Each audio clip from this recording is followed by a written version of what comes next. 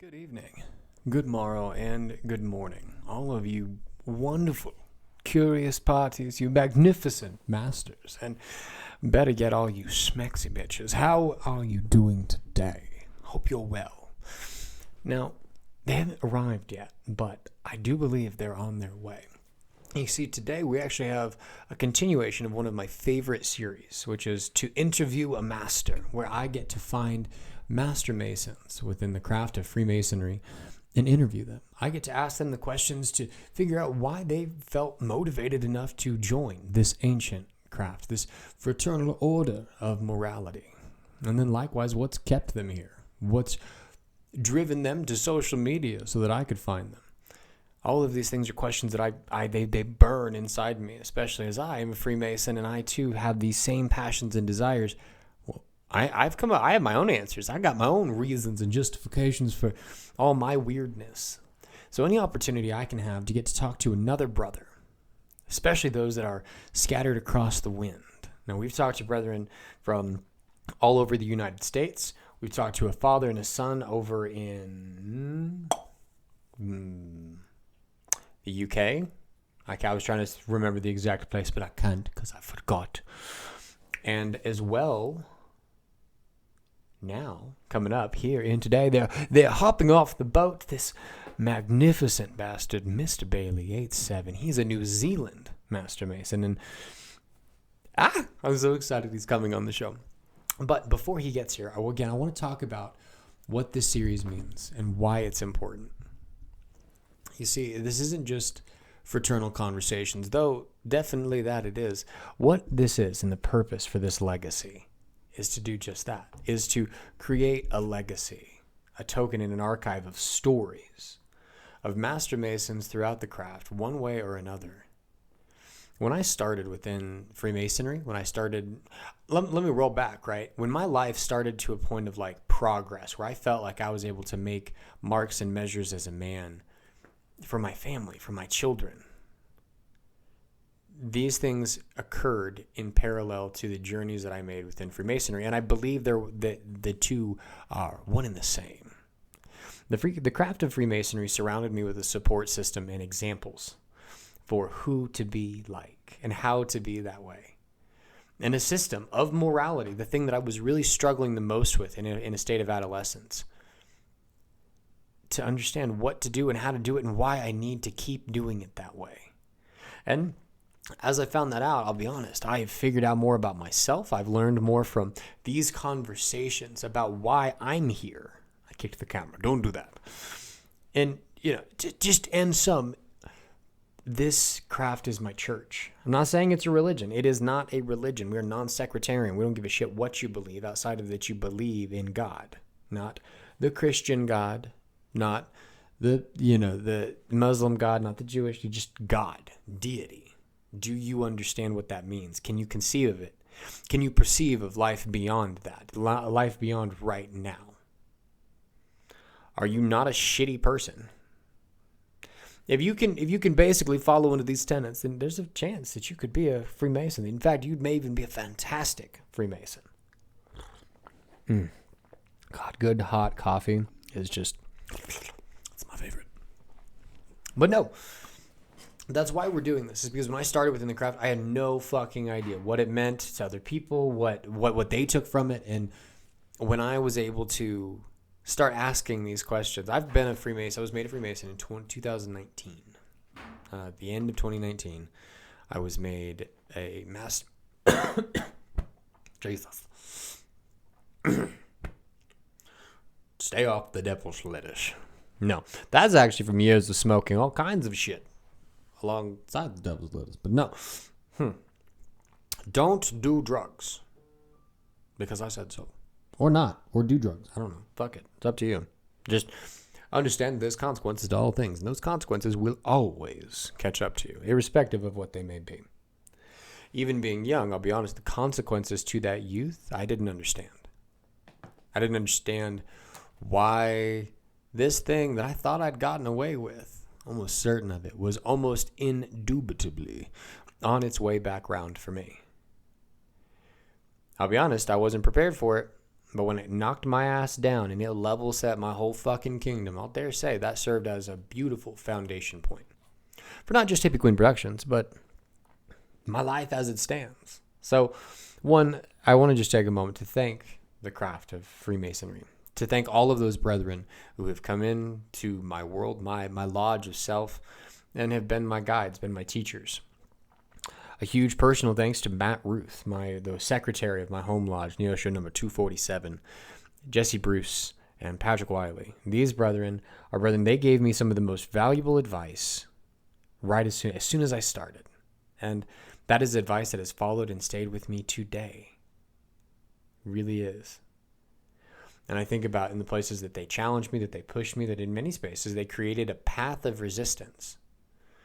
But this is why you want to surround yourself with a support system so that they can do that, right? A support system isn't a system to keep stress and struggle away from you. No, it's to support you through the stress and the struggle. And Freemasonry has given me that. Don't get me wrong, you pay for it. You know, there are dues. It's not something that comes without its own cost. But these are costs which, as I have begun to truly travel, it's worth it. It's so fucking worth it. Worth it every sense and stretch of the mile. So, young brethren, if you are out there, if you've just started within the craft and you're not really sure what it means, or better yet, you know what it means, but you don't feel connected enough to that, one, be patient. Just tranquilo, relax. Especially for all of you secret-seeking esoteric students out there who perceived, found, and knew the things before you made it there. Cheers. I was one. Definitely still am. Just because you think you learned it before does not mean you have learned it now. Because you've seen it once before does not mean you understand it. There is so much more to learn within the craft, and if you let go of all of those conceptions that you held beforehand, that you thought was hiding there, you'd be amazed at things that you can find. Now, as I step off to as I step off to take a moment to load up something fantastically green and yummy, we're going to give our one and only Mr. Bailey 87, our New Zealand TikTok brother, chance to show up and arrive. With that, let's kick it. Good evening, good morrow, and good morning, everyone. I hope you're magnanimously well. Now, if you take a deep whiff, you'll notice that we're in the smoke lounge once again. But before us, we are surrounded by another brother. In fact, he just stepped off the boat. How you doing, boo? What's going on in your world? Nah, not much. Another day. That's the reality of parenthood, isn't it, though? Oh, God. I don't challenge that. How many kids do you have? 3 with one on the way. One due in about 4 weeks, so pretty soon. Oh, my God. Okay, so one, congratulations. I have 3. So we are both equal masochists. I think, though, you've officially got me beat. I'll have to buy that one, too. The four, holy crap. Cool. Boys, girls in general? So this one will be my second boy. So 2 boys, 2 girls. So I've said that to my lovely lady. That is me. I am done and dusted. I'm handing in my papers. Like, hey, I think that's only fair. Well, man, what a blessing. What a blessing. Now, in case any of you missed that accent, oh my God, it is delicious. I'm happy to have you on here just to be able to hear your voice. So you're from New Zealand, right? that's correct. Yeah. So I'm from New Zealand in the Taranaki province, which is, I guess, the westmost peninsula of the North Island. So I definitely say that I have zero experience with New Zealand. I have never left the United States, so I am blissfully unaware of what life is like there. Fraternally, what are some of the differences that you've encountered within, as it seems, Freemasonry across the world versus how it sits in your home court? I guess the biggest, well, because we're so much smaller, and most of my content has been from you guys over in the States, and I guess the biggest difference is I mean, you guys are so vast that you have to break up into different jurisdictions, where our country follow the same sort of constitution. We're that small, we don't require, you know, an entire different jurisdiction, as you guys would say, to warrant it. But that's not to say that, like, I'm quite privileged. in my area. Actually, we have the Scots, the Irish, and the English. I'm part of the New Zealand Constitution, so I have access within about 45 minutes to go and visit these other lodges and see how they do things. But I think, them being, second or third generation New Zealanders, I feel as it's slightly been bastardized by, a New Zealand influence. So no, I mean, outside of, I think one of the things that's really interesting is how it kind of gets broken up jurisdictionally. I'll be honest, I think it just lends to more drama.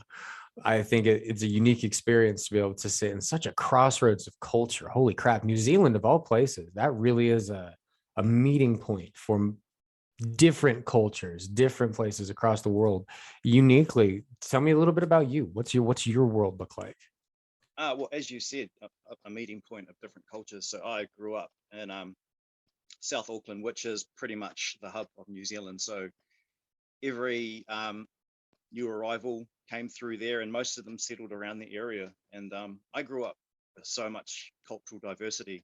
I didn't really have a religion growing up. There wasn't a family tradition in that sense. I mean, Nan was a Mormon, but she'd never infringed it on us. It was our choice if we wanted to, but whatever.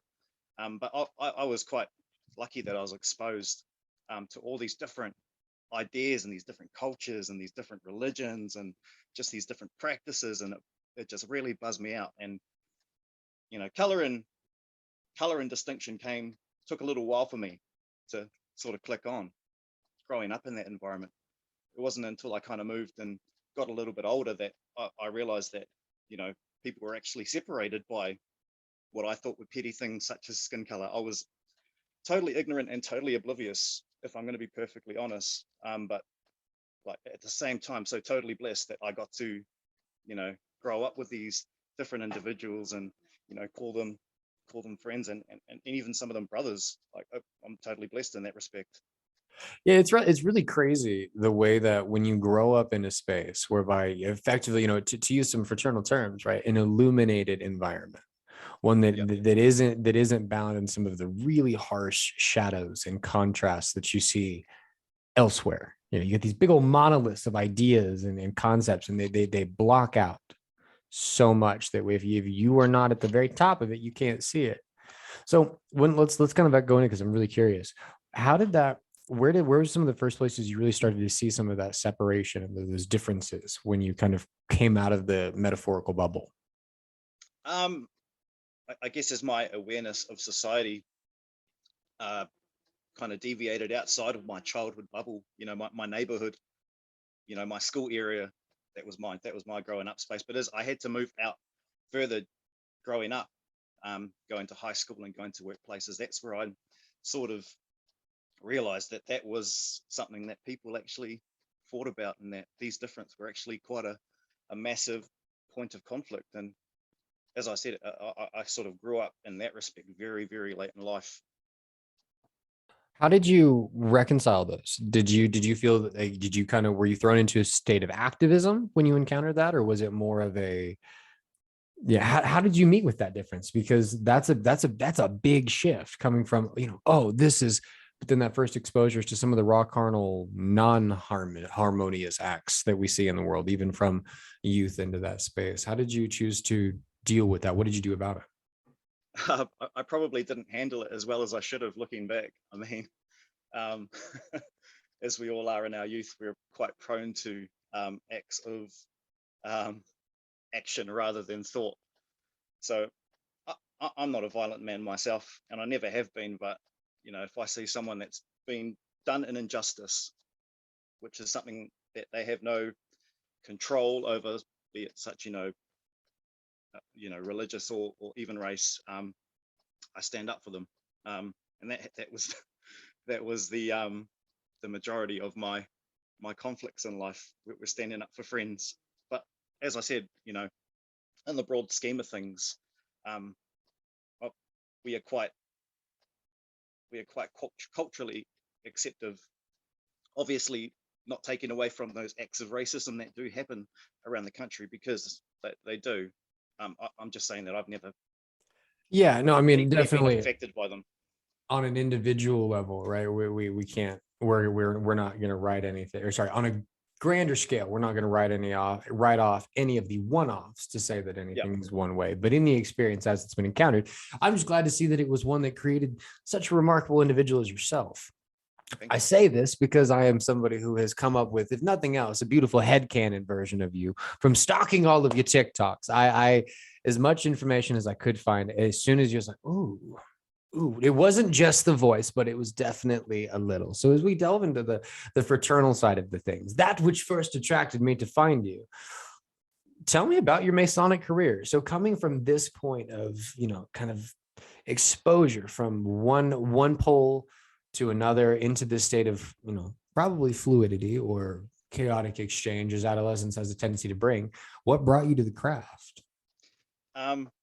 Well, add on another decade to life, so it was my early 20s, and one of my very good friends had actually joined the craft, and I hadn't known much about Freemasonry. It's not really a cultural thing here in New Zealand, as I understand it, as it is over in the States. It's quite a niche thing, and I hadn't heard much outside of the Hollywood movies and the odd, tidbit piece of information. But I had seen him over the years sort of just transform, and the best way I can put it is from a boy into a man, like kind of cut all those bad ties in his life. He stood up, he excelled in his workplace. I don't know, just the pure joy that I felt for him, seeing him come out, because I'd always known he was, capable of heaps, but he did have those crutches in life that sort of pulled him down. And as soon as he shed them, thanks to Freemasonry, he took off like a bat out of hell. And I'd always wanted to join the craft, seeing that, but because I was moving quite a lot, I didn't want to sort of make that commitment until I'd planted some roots. So, 3 kids later, come back to the family farm to help them out, and I I get that. found out that the father-in-law was actually a Freemason. It Oh, just came no out of the shit. yeah. So I never knew. I'd known the fella for about, I don't know, 2 years, and we'd come back home to help out on the family farm that he runs, and just came out of the blue. I think I'd engaged it, said that I'd always wanted to be a Mason, but I never knew how to go about it. And he just said, "Oh, I'm a Mason," and it was just one of those funny coincidences, and it just took off from there, and I've never looked back. Oh my God. Okay, so when you see this episode as it comes out, yeah, I mean, I've got goosebumps just because the story you told. I recorded an intro before you came on. Okay. And I can say that, and you'll recognize it because there will be a distinct quality difference due to what Zoom will give me and what the camera will record. But this is my favorite part of this series, is stories like what you've given, because it keeps connecting this dot in some grand plot that I've yet to piece together. But every time I hear one, I get a new dart on the board. I get a new line. And so I look forward to your feedback or response when you hear that versus what you just described, because that's spooky. That's spooky. Okay. Well, as I change my britches and go into that aspect. So were you able to have, did he, let's let me catch my tongue. Apologies. When you started into the fraternity, having this interpersonal family relationship, did that increase the relationship there? No, we had quite a strong rapport. I think it was just something that refined the ashlar, as you would say. Ooh. It, Yeah. one was always there, but now I feel like Freemasonry has sort of given it form, and kind of a little bit of, I want to say purpose, but not with that much, conviction, I should say. Yeah. If you know what I mean, kind of just take it a little bit back. Yeah. No, I feel you, right? It's definitely one of those things. It's like, yeah, you're good. I feel you, boo. Okay. So speaking then kind of into that personal space, I've heard the word mentioned twice now, which is spirituality, and this is my favorite word. I love. I personally am an active practicing high ceremonial magician and pagan, Yep. alongside as born again Christian in a past life. So I look at this space. I love anybody who thinks different, who Yep. thinks eclectically or thinks devotedly. So when it comes to you, what's your spirituality look like? If you don't mind me asking. No, no, it's not a personal question whatsoever, and I'm happy to share. So, growing up in that sort of diverse space, and not growing up with a sort of family tradition of going with a certain faith, I was allowed quite a lot of spiritual freedom, and it didn't really hit me until one of Miho's videos around Gnosticism. I'd always mistakenly labeled myself as agnostic because I'd never had to label it before. It had never been a subject of contention. So I've never had to explain my thoughts on the matter. And when I have, I've never been able to put a label on it just so it kind of gives them a broad perspective out of the gate. But I was looking at it the other day, and I'd say my closest, I guess, title would be a deist. So, oh shit, hold on, sorry, my bloody fucking audio, man. Sorry, dude. Can you speak? Oh, you're good. Oh, there. Yeah, yeah. You're absolutely good. So, God, the animals outside are doing something terrifying. That or somebody was just murdered. I don't know. Horrifying sounds. Funny, you live on a farm, so I imagine you are familiar with such random sounds. Yeah, yeah. They're Um, my lullabies. yeah, okay. Yeah, honestly, I miss it. I genuinely miss country life. Very excited for some of the changes that we've got coming on a scale that way. So when you look at the sense of deist, what's the most attractive? And I know again, I'm not big on labels. You are you, and that's the only Yeah. thing that could ever be classified as. So just as we evolve through that, and we use culturally accepted terms to help us focus on which parts of the you we're describing. What is the most attractive part of the ideology suggested in deism for you? I think I like the idea that there is no conviction for those that don't follow the same ideas as you. I'm going to put that right out there now. That was always my biggest problem with assigning myself to a particular religion. And I've got nothing against anyone that does. All love to whatever works for you. But my biggest source of contention was that, if I took on a certain faith, that would by all means disregard my neighbors who were, believed in every other faith and deity that I could think of. It would be disregarding them and the good that they did. So I guess my attraction to this deitism, I should say, was that it's something that I could observe. I love, I've grown up quite late in my life. Um, Having kids kind of propelled that for me, and I've had to grow up, and I've had nothing against it. It is what it is, and it's done better for me. But as a consequence, I've kind of matured later in life, and I'm at the stage where I'm really digging nature, bro. Really, really digging nature, and sort of learning about the patterns in life, and just the way things are kind of connected, but not so much that it's perfect. Like there is some chaos in there, and I just love learning this sort of stuff. And it was, I've never felt so deeply about something in my life before, and I am now. And since I learned that Freemasonry accepts people of all faiths under one roof, that was the nail in the coffin for me, brother. Yeah, and it's crazy because you just don't see that. It's a very simple thing that seems expressed everywhere. Like, oh yeah, even like your general workplace, and like everybody's equal, right? We don't see race. Yep. We go, everybody's equal, but it's not actually there.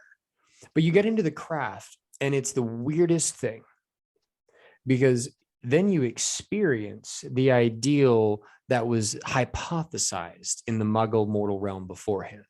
Like Yep. the lodge doors are these really, it's a very sacred place.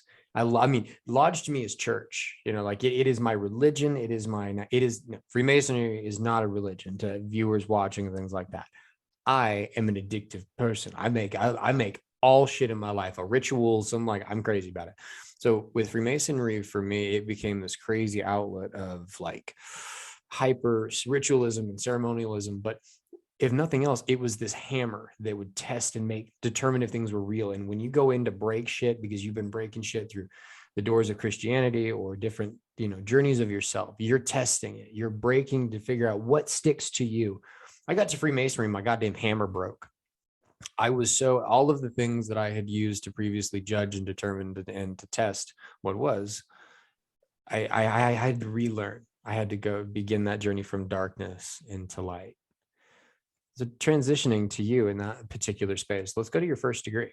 What was it like? Obviously, not revealing anything, but let's talk about personal change within yourself from degree 1 or degree 0 to 1. What was that like? So I do remember sitting in the lobby watching the lads getting all regaliaed up. And then I thought, oh yeah, nothing's too bad. They were reassuring me. A little bit nervous, not gonna lie. Not that I'd read up anything about Freemasonry or any of the prejudices beforehand. It was just a scenario I was unfamiliar with, so nervous as you would be. And then once they got me in my get up and I was darkness enshrouded me, I was thinking to myself, shit, these guys are gonna bloody paddle me. These guys are waiting on the other side of the door and they're gonna fucking paddle me. Yeah, there's a moment there, and if they do it right, you really feel it. There's that like, oh shit, when they're like, get naked. That's not, obviously we didn't get naked, but like you go into the room and they're gonna get you ready. And that this straight out of my rural Southwest, Missouri and cow, basically just rednecks, they're like, hey, get ready. Your costumes in the closet. Wait, my what? Door shuts. Huh? Yeah. So that was very much my train of thought. And then it was a very, very beautiful introduction into Freemasonry. I enjoyed every moment of it, despite the fact that almost 3/4 of it I could not process. As you know, it's just so much information going in. Yeah, I know, it's a lot. First degree tracing board, yo. Like, oh God. I mean, it's daunting as hell. I mean, even as somebody who's like, I get in, I couldn't. I was like, it takes time, but you're all right. So what's the most, let's talk again, or not again, into that space of after that degree, your relationship with the lodge, with the brethren, how long in between your degrees? So it took me almost 18 months to get from initiation to get raised. COVID had a very large part to play in that, pushing things out. But yeah, I hear some of you lads like do it month after month, first, second, and third, just pumping them out. I'll admit, here in the US, we're a bit of, I'm gonna say, no, this is just me, just my opinion. I'd say we're a bit more fiscal about it.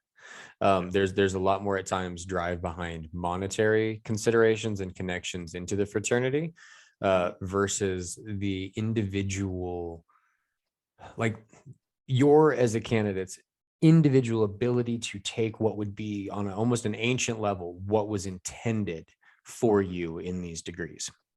I came to Colorado and it's different because they, there's minimum times between, you have to test your proficiency. In Missouri, they don't require you to do your proficiency. Okay. So I was able to go in now. I did do my proficiency, my first and second proficiency, but for all intents and purposes, it wasn't a requirement. As long as I showed ample engagement, excitement, and study for each degree in space, I could take those degrees as quickly as possible, usually a month, because you have stated, and there's like, it was as fast as it can happen. But there's some states that even do all three in a day. Man, that sounds like a lot of work. It's a lot of work. It's also, I think, a serious shortcoming to the candidate, to the brother, because of how much there is. I could not imagine. I couldn't imagine.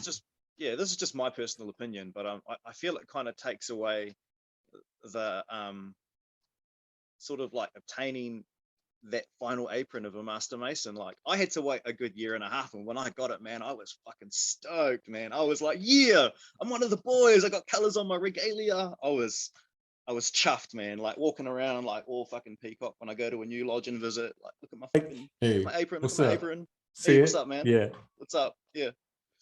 Yeah. But yeah, no, I mean, to each their own. Whatever works, works. But as far as I know, I think that's kind of the guidelines here in New Zealand. 6 months between between degrees.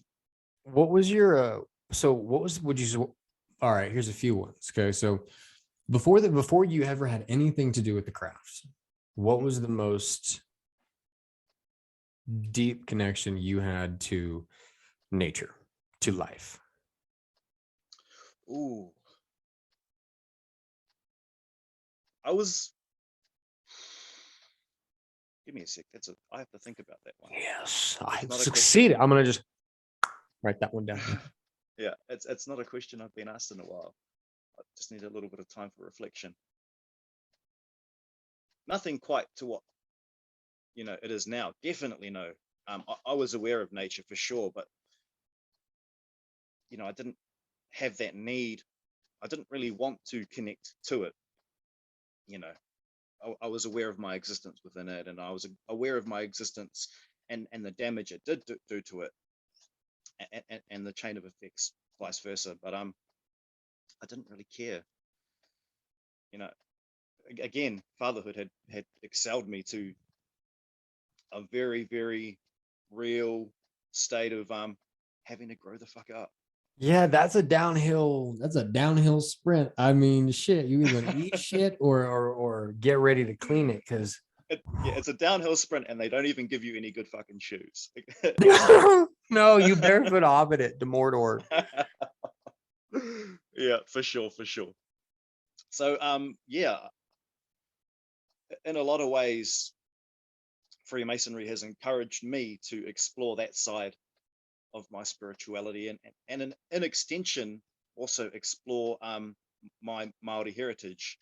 Um, you know, I'm a native of New Zealand, and a lot of our heritage has kind of declined over the years. And again, I haven't really cared about it growing up until this moment in time where I look at my kids and want to, if they have the option of even learning about it, then I've got some knowledge to impart on them. But I can't do that if I don't know jack.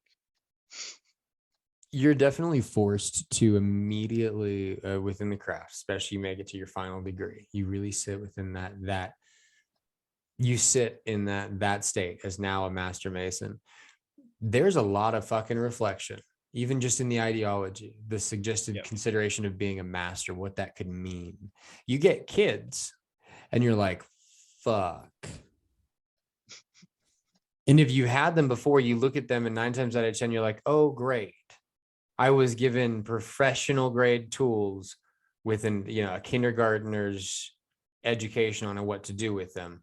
I have deeply like your point of reflection, your point of progress and remediation for what your children represent as individual ashlars of self and actual living embodiments of you and your ability to be not just I was trying to say successful, but my tongue slipped, to be real, to be illuminated, not just this fictitious thing, the dad that existed in childhood but wasn't there.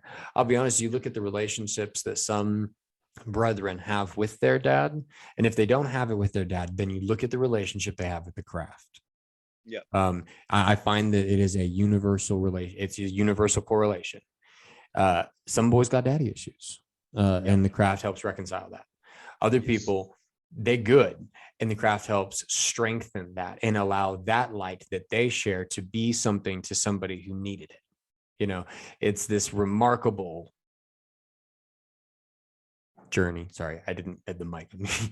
No, you said it perfectly. I wholeheartedly agree with you 100%. Now, after the craft, after you took your degrees, you became a master mason. when it came to personal reflection to your life, right? What was the first noticeable change that you found, or noticeable improvement that you came, or likewise, what was the hardship that came?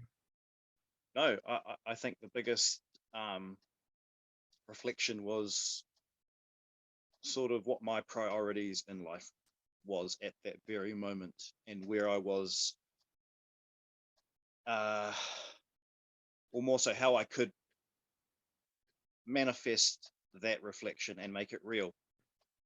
But I sort of had to admit that the situation I was in at that time wasn't going to get me where I wanted to be anytime quick. So before, I would say less than a year ago, I was working part time on the farm and part time out building. But while I was out building, hardly at home, hardly see the kids, hardly see the wife. Um, and my what would I say? My uh, shit, the words eluded me. I don't See, go to this is lodge how you as know you've really entered into the smoke lounge. Or you got all the smoky vibes, that contact high. Welcome. yeah, yeah. What I was trying to say was I didn't go to lodge as much as I would have liked, as much as I would have liked to. You know, you hear of people who become a master mason and then you just never hear from them ever again. For all intents and purposes, we call them card holders over here. I don't know what you call them over Yeah, yeah. Oh, yeah, yeah. Those are Masonic mice. The bank keepers, as it goes. there. Yeah. So yeah, I didn't want to be one of those. So I had to reassess my priorities, and I am now in a situation where I'm home the large majority of time, on the farm, able to spend quality time with the kids and my family, and the in-laws, and that's also given me a bit of time to sort of reflect on how I can better the craft in my area, in my region, because there are a few issues that need to be addressed. But Well, that's a beautiful segue, because actually, so my next point of curiosity, right, is the Freemasonry has a lot of glorification around it. yeah, It has some scummy bits, right? She's a kinky girl. There are yeah, some parts where it's naughty. It's not nice. It is the absolute opposite or antithesis to the very things we stand for, because it gets so involved in human systems. So within your view of the craft, what are some areas that we, as the next generation of Masons, these keepers, can do, or are you looking forward to trying to improve on? I mean, I'm not too sure what the situation is like over your guys' way, but in the majority of New Zealand, especially the town, the small country lodges or the town lodges, there is very much a large generation gap. Like, it just seemed like an entire generation of men just said, "I don't want to go," and they were all unanimous about it, and they didn't. Um, so as a consequence to that, we have a lot of the old guard, but old guard's got old thinking, and old thinking just doesn't work these days. Yeah. It's funny you say that, because there's this running conversation about how you remedy that Mm, difference. Because, when you put two things together, the amount of difference that they share dictates the amount of energy needed to reconcile it. yeah, So when looking at that, some of that old guard aspects, so we definitely have that here in the States. I mean, in some spaces it's racial, in some spaces it's bound in like prohibition-esque things, where it's like, no, we don't drink. Others who's like, no, we love to drink. So yeah, it's still colonial over here, in my opinion. yeah, yeah, yeah. It's got very tribalistic over here. We're not a particularly big district, um, but we've somehow managed to uh, sort of divide ourselves north and south, and there's a lot of politics, and I understand it. These men have been attending lodges, twice my lifetimes. They've been going hard, and they've dedicated the time in their lodges, and they've got a lot of history there, and they've got a lot of memories, and you know they're honoring their brothers, and I get that. I really do. And the biggest struggle I find is trying to accommodate everyone, because we are supposed to do that. We're supposed to all be on the level, and But I feel it's become more about the lodges and less about Freemasonry in my area. So what do you think is the first step to unifying the lodges, or not unifying the lodges, maybe internally reconnecting that point, the light to the building? It's a big question, very big question. I'm sure the thing is that, like, everyone knows that these lodges are struggling. We have the numbers in the district to provide, quality lodges, just a handful of quality lodges, rather than a scattering of barely functionable, Quality over guilds. quantity, right? Exactly. And as I said, these lads are holding on to a lot of history, and I do want to honor that. But I've brought up this topic with other brothers, just to see where everyone else is sort of, just extending out the feelers kind of casually, just to see where everyone's at. And I wasn't too surprised to find out that there are brothers that do feel the same, and it is the younger ones, and even to my surprise, some of the older ones. So it's just taking the next step from there, I suppose. What it is, I have no idea, but I think there's a lot of time. work to be done for certain. I think in certain spaces, it's a lot of leading by example. Yeah, I always felt like it should be simple. Like, didn't we all take the same obligations? Isn't the root of it the same? Like, why are we fighting about this? Shouldn't I be able to just like hold up the book and you go, oh, I'm sorry, I'm an idiot? yeah. Surprisingly enough, that doesn't There's a happen. lot of pride. There's a lot of pride, and you can feel it. Like, it just, these men are very, very proud, and I can't fault them, because another one of my videos I did, I sort of said, there was this massive gap in Freemasonry where no one knew That anything. was actually the first video of yours I saw. Yeah, Was the generational yeah, difference, I believe. yeah. Those men just did the work. They didn't need to brag about busting ass for 8-9 hours a day in the weekend, and you know putting together pennies for the local charity. They just did it. And that's kind of what I'm trying to honor, really, is that those unsung heroes. So I'm doing my bit to put together a story. We've got our centennial, my lodge's centennial this year. Oh, In really? Yeah, in April. Congratulations. What is so? Well, Yeah, actually. So tell us a bit about your lodge. What's your lodge? So my lodge is called Lodge Whangamomana. It's number 234 on the Roll of Grand Lodge of New Zealand. Could you say that name again?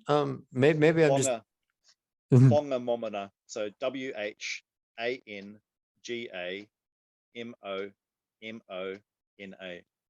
That is the There's a most tongue amazing twister. lodge name I have ever heard.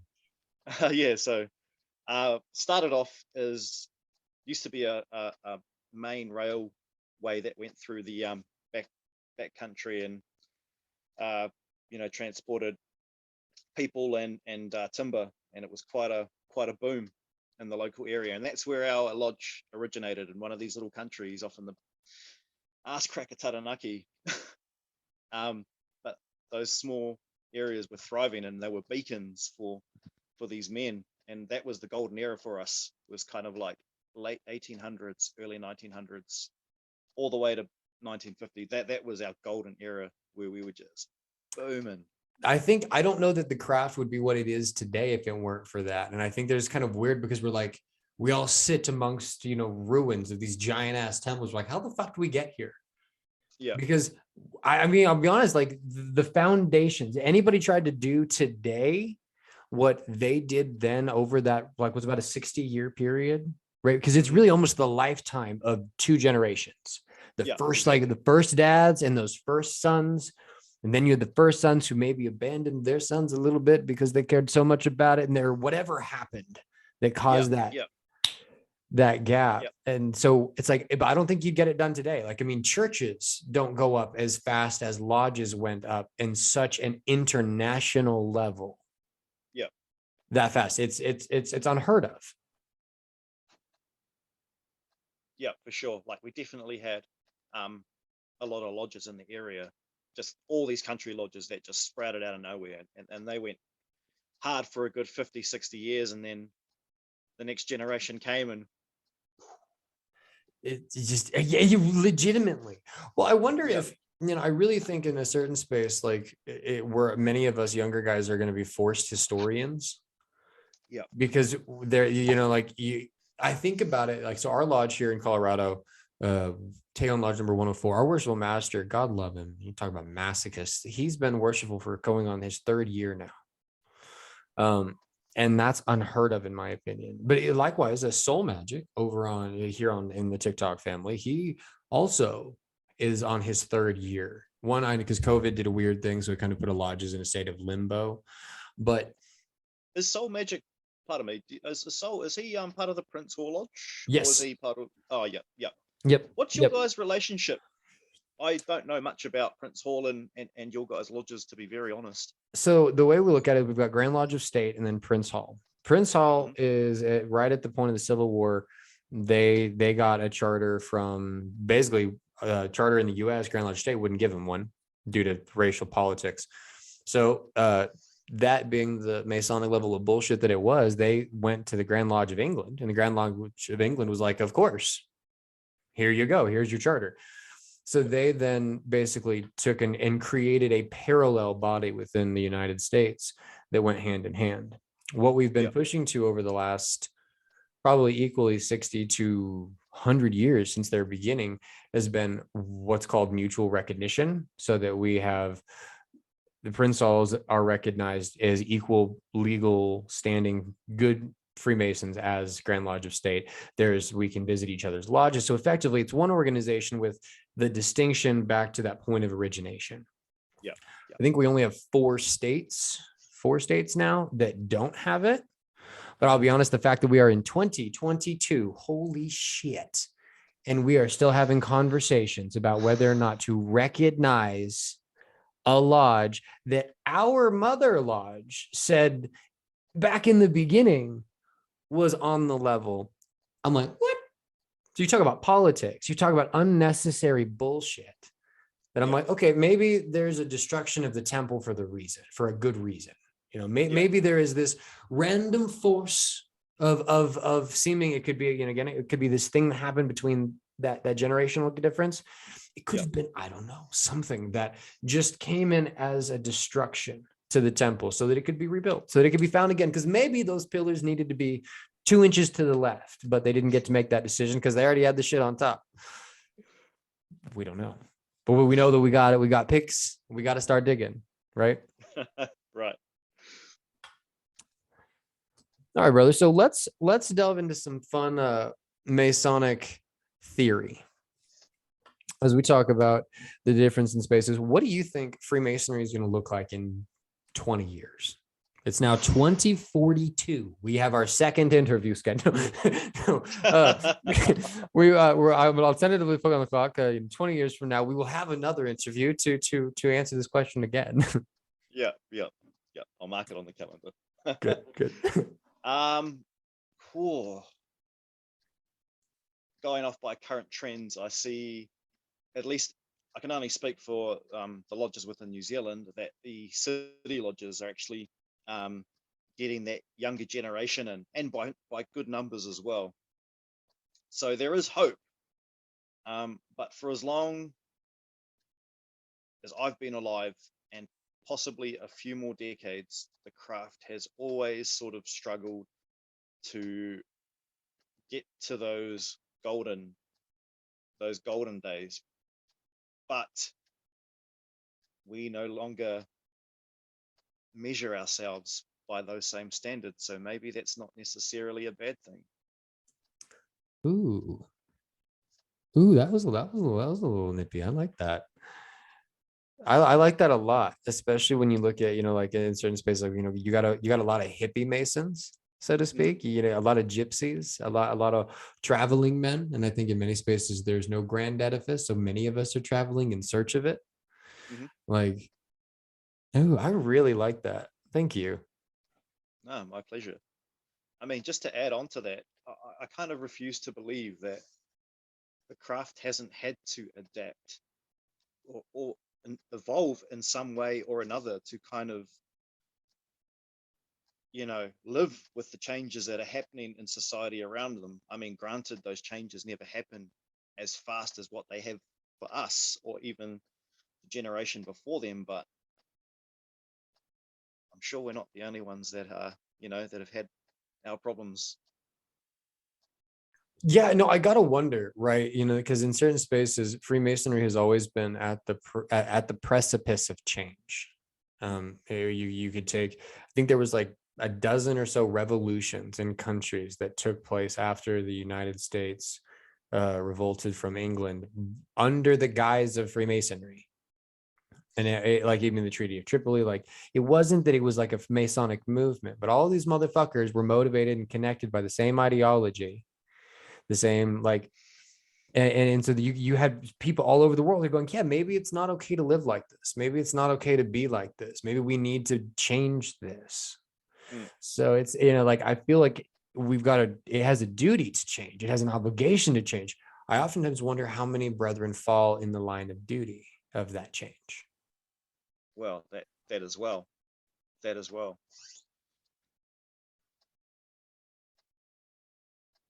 So let's go then back to current point. If Freemasonry were to stop today, what do you think that would do to the world? In a sense, like if we were to just Thanos snap it out of existence, it just vanished. What do you think would happen? I mean, realistically, I don't. Oh, shit, that's a question and a half, isn't it? You got me again. It just that's two. That's two. That's two. Touche. Um, I mean, I guess the general population wouldn't really be affected. I mean, to be very honest, the trend I've seen anyway is there are a lot of people that are unaware of who we are and what we do. And their only source of information, you know, coming into this initial inquiry is often misleading, to say the least. But going off that observation, I'd say the general population wouldn't notice. It'd definitely be a loss of kindness in the world, observable kindness.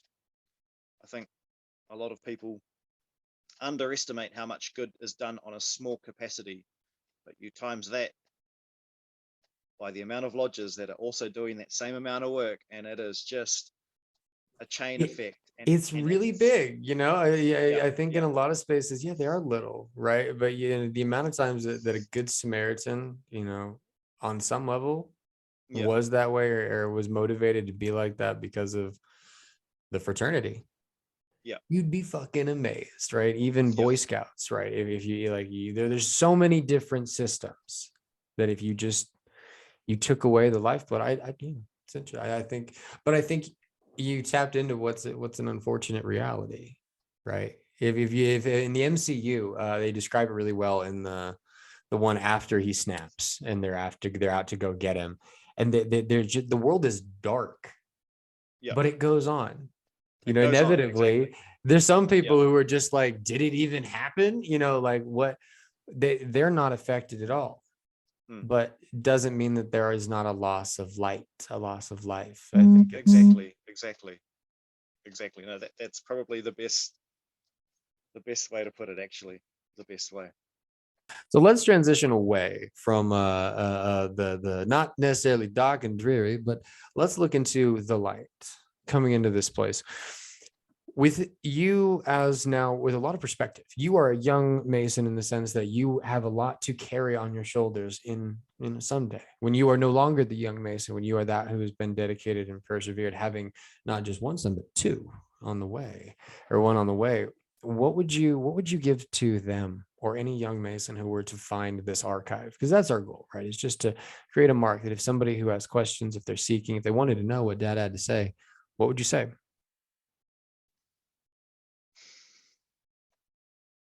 At least within my lodge, like you should always have your mother lodge in mind, for sure. You should always respect your mother lodge, and your duty should always be to it. But I think if it hampers your ability to perform Freemasonry as it is supposed to be, then you've kind of got to do what you need to do. And I say that because that is my biggest issue at the moment. And unless, I mean, the grim reality is unless things change, there might not be a younger generation of Freemasonry within the New Zealand Constitution in my area. That is like the grim reality. Other constitutions are thriving, and that's because they have concentrated their entire resources, their entire membership into thriving fucking lodges. These guys are banging. Like the Irish and Scottish, they pump it out hard, man. I Yeah, they love do. going. Yeah, they Yeah. fucking do. Oh my gosh. Yeah, they've got so much culture, so much heritage, and I love going there every single time. But I think we also need to take a page out of their book as well and show a bit of unity. But I mean, let's say hypothetically, I have a newer generation of Freemason. You know, what would I say to them? I would pretty much parrot what was said to me, because I find that it was relevant to my experience going into Freemasonry, and that was, don't rush through the Blue Lodges. You know, don't rush through your first and your second degree. Read up a little bit about them, understand them more, so that when you get your next degree, when you get your next apron, you know, you're stoked about it. You felt like you've earned it, and there's meaning behind it, and that meaning sort of, and again, this is my own personal opinion as well, that the meanings behind that, you know, hold a little bit of weight and significance when you get to hold on to them for a little bit longer, just for a few more meetings, and then when you got your third, again, that significance and the symbology behind it actually holds some relevance and some deeper meaning.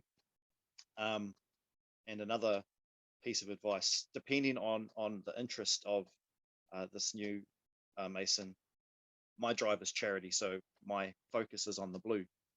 I'd love to go into the Scottish Rite one day, but I'm in no rush.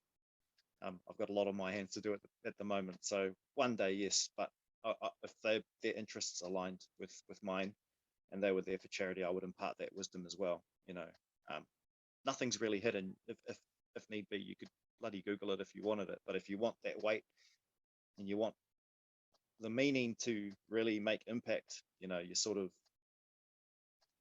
do it as it comes, and you learn the things beforehand, and so that the things after are explained a bit better, and you know, the hidden nuances sort of aren't hidden anymore. They're there in plain sight because you have points of reference. And You've got to know. You really have to know.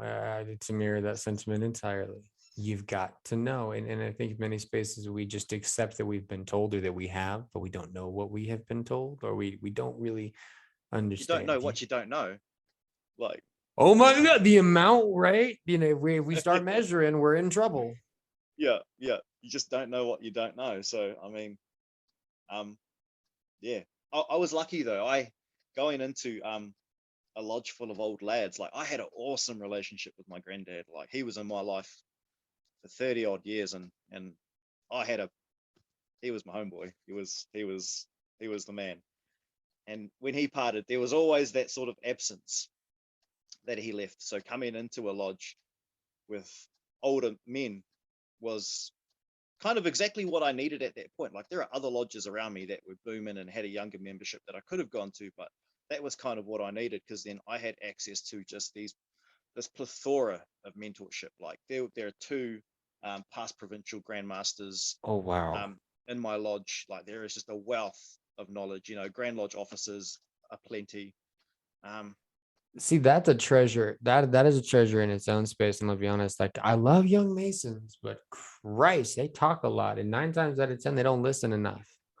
I myself being one of them. These old guys, we need to sit. They still talk a lot. The old guys still talk a lot, but they have good stories. And but that's what you want to listen to. I mean, and I'll be honest, some of these guys are lady killers, right? Like you hear some of their stories, and like he's like, oh yeah, we, you know, I once donated, or you know, like I bought this plot of land, or there are crazy stories hidden in these guys, especially for the shit they've done for this lodge to still be here today. Yeah, definitely. definitely. So mirroring that, what motivates you to stay within Freemasonry? Because this is something I struggled with as a youngin, right? I really did. Our lodge dues are minimal, but at a point in time in my life, I questioned, why the hell am I here? And the I've done answers that to it were a as lot. well. Yeah, I've done that as well. And to be honest, if it wasn't for the fact that my father-in-law, who was my proposer, living just down the house next door, I probably wouldn't have gone to a third of those lodge meetings. Yeah, it got to the point where I'm like, shit, why am I coming here when no one else is? But then, looking back, it has given me a picture on what I need to do. And I mean, I've got the district and the divisional grandmaster behind me if I need to sort of push things in the right direction for the craft if I need to. But as I said before, there are a lot of toes that I don't want to step on, because there's a lot of wisdom in these lads, and to be honest, I would love for them to have a very heavy hand, or at least a very contributing hand in this idea, because there's a wealth of knowledge. Just prideful old buggers. Yeah, a fucking man. I'll be honest. There, that is a like I love these men so much. Like my goal, because I've been part of this lodge for a little bit over 2 years, and I've seen men drop, and these men have dedicated decades to the craft, and they should be sent off with the knowledge that their last days were in attending a full lodge, and seen off to the Grand Lodge above with all grand dues and honors. respects. Yeah, all honors respected to him. And at the moment, that's where we lack. And I think these lads are done a huge disservice, considering the amount of work they've done in this community. To go off on a random spiritual tangent with that, you're right. Especially because you've got so many of them are fallen. You got guys who've literally offered, they've spent, more days in lodge, eating more meals at lodge than at home. Yeah. They're fallen, taking that knee alone. Yeah. Fuck and that. Yeah, fuck that. Fuck that. Yeah. Pretty much. So what's your opinion on reincarnation?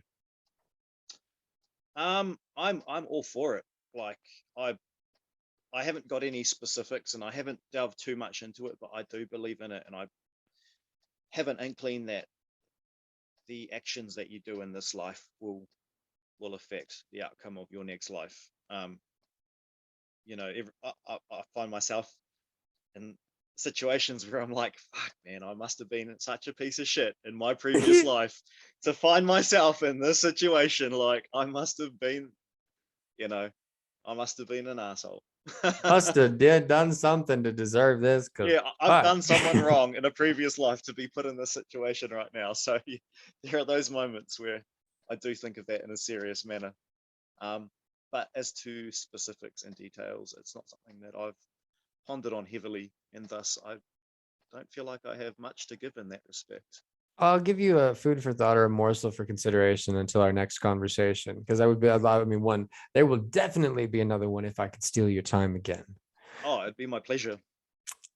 I believe in many spaces. I mean, just as a deep spiritualist, that there's only so much light that exists, and oftentimes it comes back and again, very much remodeling this reincarnation, this reincarnated idea. And I believe many of us have been Masons before. We were Masons in the golden era. We were Masons era. We were this body, this church, this place, this connected system unifies our life then to now. When I go into lodge and I stand and I walk, I do my circumambulation. I may see empty seats with these eyes, but I can feel there are some brethren who stay there, who reside there, who are waiting for the opportunity to step back again. And in many places, you've got a lot of young guys, young souls who are just seeking the craft in some form or another. And so it's like, I see so much of us who are defending it, who go into such righteous defense of it. Like I look at Widowsmeos, I look at Harpocrates, I look at, Brother Fluff, all of those who really, those TikTok Masonic warriors. Yeah. I mean, yourself as well. You've done a lot of Q&A in regards to answering and dispelling some of the the misbelief that Oh, comes up I've to done it. a few, but I wouldn't consider myself a sword wielding, you know, frontliner. If anything, I'll try and get down on their level and see where they're coming from. It's I've always been raised on the respect that if no one's done any wrong, you offer them a certain amount of not respect, because that shouldn't be given out like currency, but Civil decency. civil decency, but yeah, courtesy, I suppose. You know, there's a certain level of basic courtesy that you should give to everyone new that you meet, and that's what I try and portray. And I have to admit that I have my faults, and being petty is one of them. I have a sane amount of pettiness that I need to reel in on a lot of my videos, just because, you know. I mean, I wish I could be like good and on the level. The minute somebody says some shit about the fraternity, I'm like, pardon me, let me take off my apron and put on my hat because I'm about to beat your ass. Like, Yeah, what? yeah. Don't want your blood on my lambskin. Yeah, no, they're just like, excuse me. But and I sometimes I'm like, why? Why do I react like this? I know I shouldn't. And then that's oftentimes where I'm like, why are brethren on for like why are we on social media? Clearly, Yeah, this is not where we belong. And I yeah. don't know. I'm definitely leaning more to the thoughts that I don't think brethren should have presence on Freemasonry as advocates for Freemasonry. I think they should Yeah, be on and go ahead and throw your label on so you can be found on for like an individual fraternal level.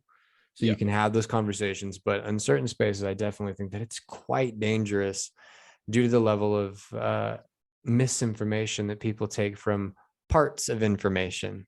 And TikTok, Very much. especially, can be It's so a place where dangerous. context is lost.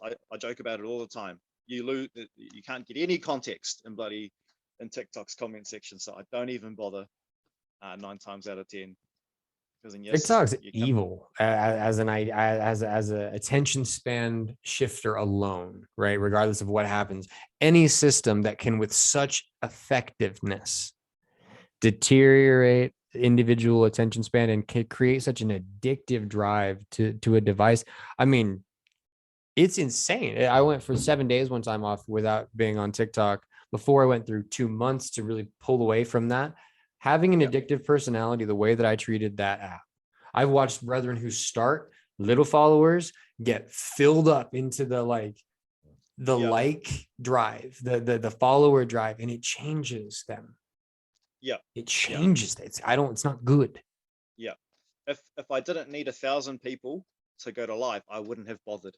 I wouldn't have bothered. I would have kept a private account, answered questions, and engaged if people needed to put a face to these questions and answers. But unfortunately, I had to sell out and get on those follows just so I could get to live. But Hey, no shame. I did the same thing. I was so proud of my 1,000, that first live, that space. Like it had nothing to do with anything other than I just wanted the chance to be able to talk to. exactly, and even just to some of the brethren that are on that app, just to talk to them and have a yarn and see what differences they have to my lodge. I love that shit. I love it. I love seeing these differences. I embrace them. I'm jealous of almost all of them. Fucking right. Yeah, So I'll be honest. I joke around with my brothers at lodge. I was like, guys, check this out, and I will open up my TikTok, and outside of like the 3 thirst traps that are guaranteed to be there, it's like brother. I'm like, this is why I'm on this app. yeah, Is because, and it really is fraternal engagement. I it definitely get a is. ride if somebody comments. You there. That's a part of the system, but I don't give a shit. I think about it. I will message brethren if I haven't seen them post. If I haven't seen like you okay. My Yeah, fraternal network has expanded. I love it for that. yeah. I follow you on that, definitely. I was having a bit of a yarn to a brother in South Africa. I forget what his name is, but man, they've got these awesome orange apron. I would look sexy as hell in an orange apron. It'll go well with my complexion. I would wear that outside if I had to, bro. Like just because it just matches my skin color so well. Just because it looks so. I mean, some things are so good, you just gotta flaunt it, right? Yeah. I'd peacock the shit out of that, bro, for sure. Dude, yes.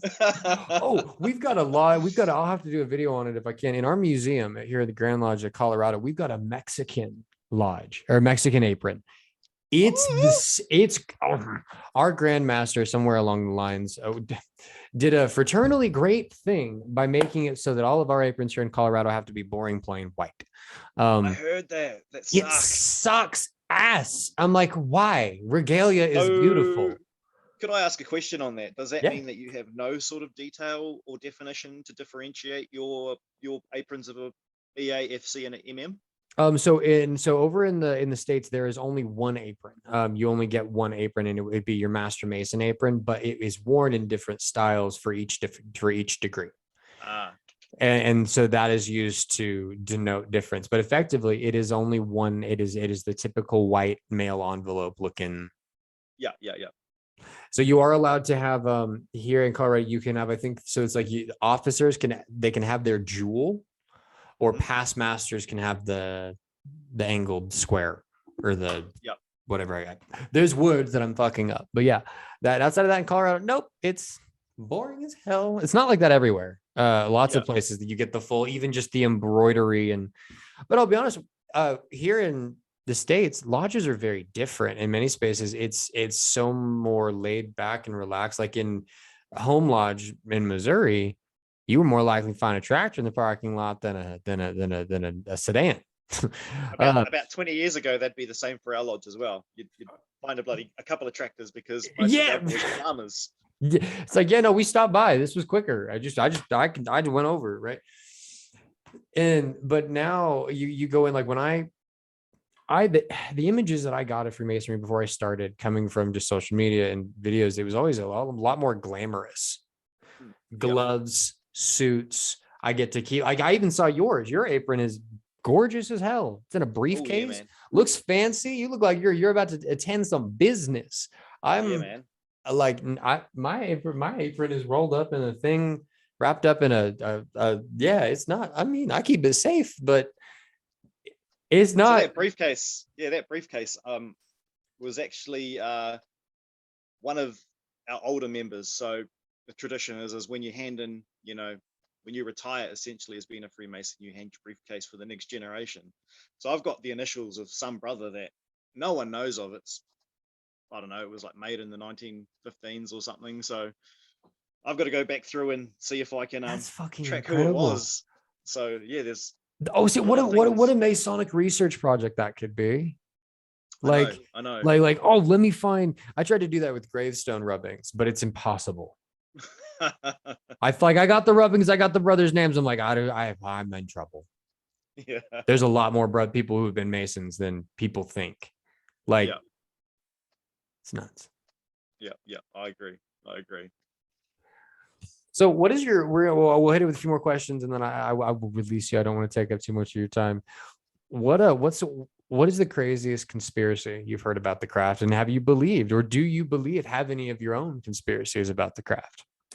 No, I don't have any of my own conspiracies. I mean, I've heard pretty much everything. You almost wonder if everyone has read the same article or watched the same bloody YouTube video, because sometimes it's just cut and, as I'm sure you're aware, sometimes it's just literally cut and paste, and it's the same shit over and over and over and over for now over 100 years. Like, yeah, for sure. But probably the most out of the gate conspiracy would have to be, I did make a video on this as well, Satanism in the 32nd and 33rd. I guess that's a popular one as well. I mean, that's pretty much why I duetted your video, because it just resonated. It's just like that one. It amazes me just the sheer.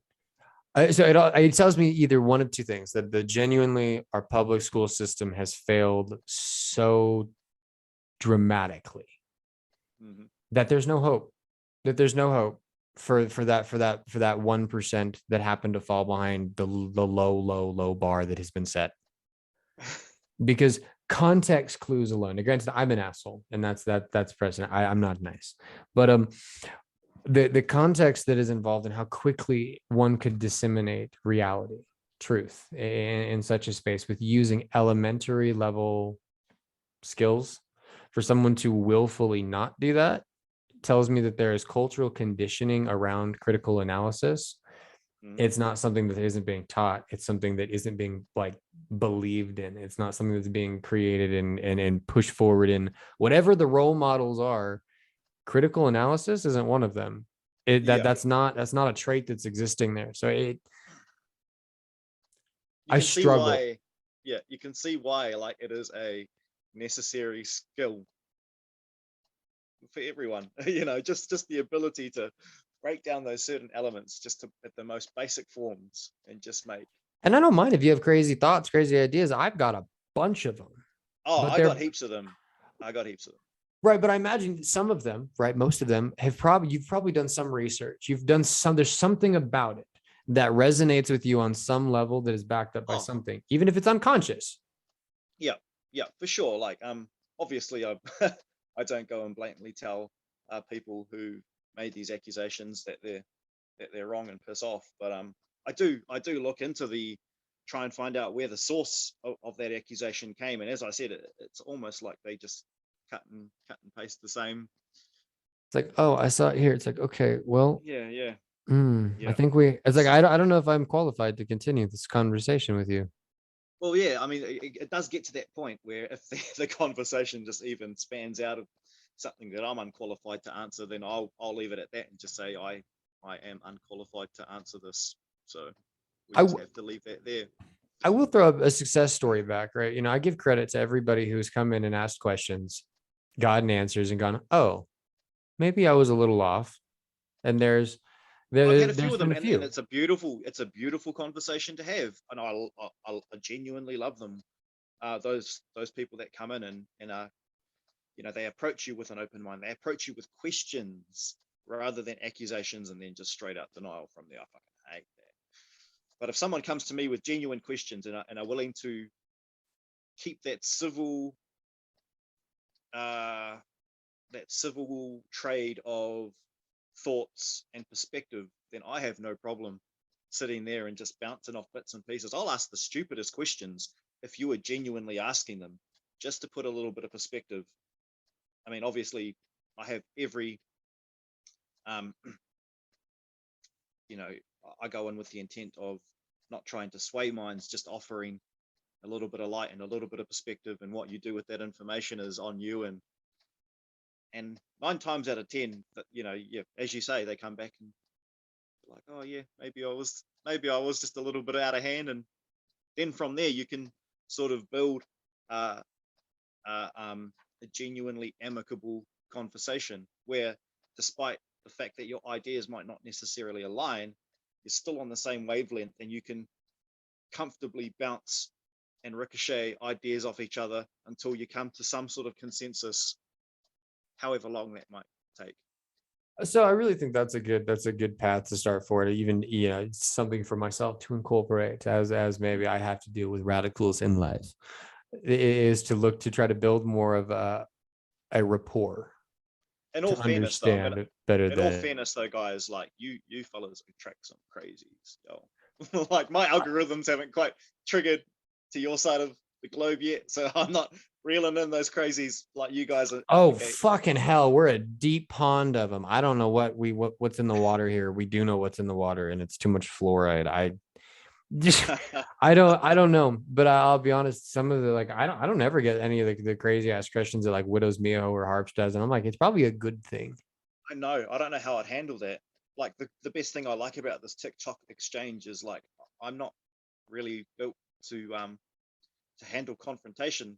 I like to have a think about the answer and the question and have a good, sit and think about it, so the answer that I'm giving is the best one I can give, within certain parameters, of course. But if I was to be put in like a direct confrontation of ideas, I'd freeze up like a deer on the road, man. I fall off the level right off the bat, and that's where I fail. Now, I'll be Yep, honest, in yep. many And then spaces, I get petty, and then I get petty. So yeah. my Oh yeah, my we shit get start petty quick. It's like, all right, listen, real I was a quick. witch before I was a mason. Don't fuck with me. This is not the like.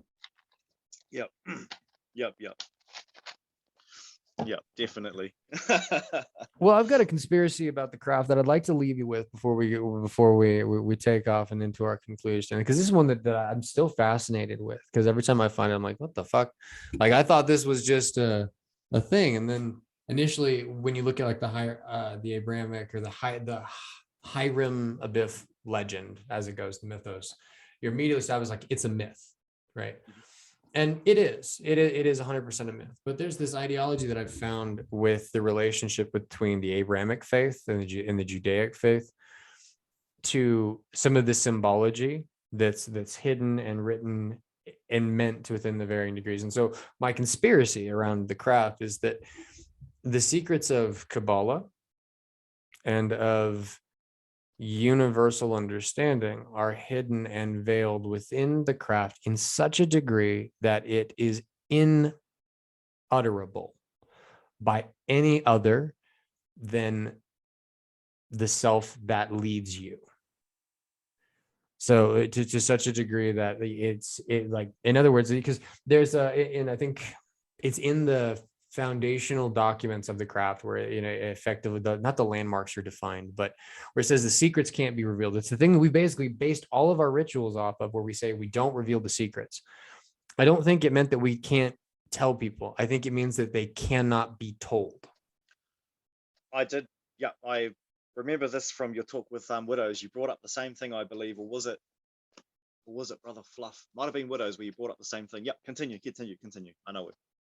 No, I mean, effectively that really sits at the root of it, because I mean, the reason it gets me is because so many systems of magic or spiritualism or even just understanding of morality, of the self, they get connected into who has got the longest running headcanon or story that has been able, who's been writing the longest to be able to understand the most about this character. Yep. And so when I look at the craft and how in the root of it, it's telling the same hero's quest. Mm-hmm. I'm like, okay, I want to start pulling this bar. Are you familiar with Hermeticism at all? No, not at all. Not at all. So I would deeply encourage you to look up two books. One would be the Emerald Tablets. Yep. We have an audio version of it over on the podcast if you don't want to have to read, but just listen. But then likewise, one is the other is the Kabbalion, and I'll message them to you so you have them. But they're two texts which give you they outline for you what are these hermetic principles. And for all intents and purposes, they are perfect ashlars of existence. They imagine a truth, a cube, an idea, something so real, so in its conception is so perfect that it exists as a building block of everything. I get you. Yeah, that's at the root of it. So when I looked at that and the mythologies that have been based off of effectively these same 7 truths, and I looked within the craft, even like, how many EA, how many entered apprentices it takes to open a lodge, there's deep symbology, there's deep connection, and I'm like, okay, there's more there. There's something here, and I can never speak it, but I understand it every time I get further and further in these places. I reckon you've got to have the fundamentals, and that's the importance of building blocks, like of learning things in complete stages, so the next step makes relevance. Otherwise, if you're skipping bits, you're losing a lot of the essential information which could be in those middle parts. So yeah, I'm a firm believer of that, actually, which is why I didn't really bother that it took me to progress to my next levels, because it gave me more time to sort of sit with it. Well, yeah, so, just to build on the fundamentals, really, the foundations. What do you think is the most important foundational idea of the fraternity, which is not bound exclusively to it, but universally aligns it with all other parties? Oh, man, you love these ones, don't you?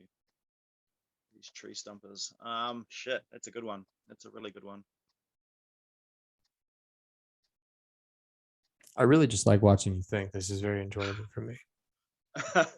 I think in order to give you a proper answer, I will need to think about that one. I'll have to ask to think about that one for a little bit.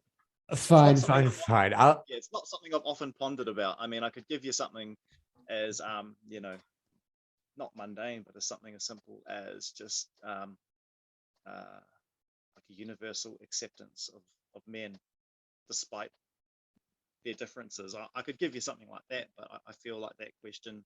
Well, I don't mind cookie dough, but I'll let you bake me a pie. We'll save that for the next time. Good boy. Yeah, something to look forward to for the next one. All right, brother. What's our send off? How do you send off to our viewers? What's our last closing remark for tonight? Last closing remark for tonight. Oh, brother, it's what are we at 6:00 p.m. So you put me on the spot, man. You put me on the spot. But if I was to give you a traditional send off, it would be haere ka kite anō, and kia ora for having me on your channel. It was a privilege to be speaking to you and to finally put a voice to a face to a name. I look forward to the time where we can speak again on the next time. Yeah. Hey, it's a date, and this has been an absolute pleasure and a blast. These conversations are both revealing for me to the craft, but likewise, I just fucking enjoy myself. This has been a pleasure. I look forward to the next time. Thank you so much for braving the den of iniquity and jumping so far over the pond. I mean, inevitably, I've got 3 on the bar, so I look forward to the next one. Yeah. Till next time. Enjoy Take and care. stay safe.